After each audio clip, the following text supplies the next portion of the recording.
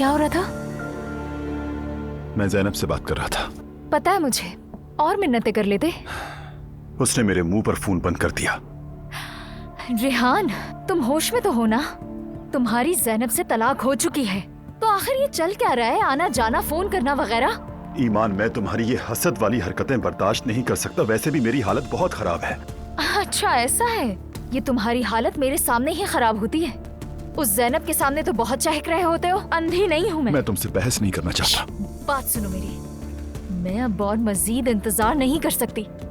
ये मंगनी अब बहुत लंबी हो चुकी है। फौरन निकाह की तारीख लो। समझ आ गई बात तुम्हें? अभी मुमकिन नहीं है।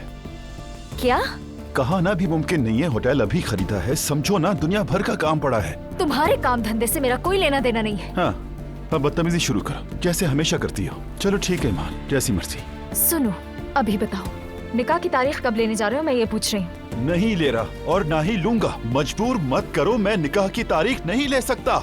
समझ गई मैं। तुम सिर्फ ज़ैनब के बारे में सोच रहे हो, इसीलिए टाल रहे हो मुझे। अगर मैंने गलत कहा है तो बताओ मुझे। यार ईमान, दिमाग मत खाओ, मेरे पास बहुत काम है। रेहान, मुझे जवाब दो अभी। और अभी तुम ज़ैनब से मिलने के लिए जा रहे हो ना? यार मैं उससे मिलने जाऊं या ना जाऊं, तुम्हें क्या?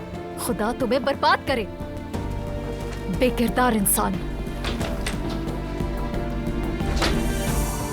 ये तो पागल ही हो गई है। सर में दर्द हो गया है मेरे।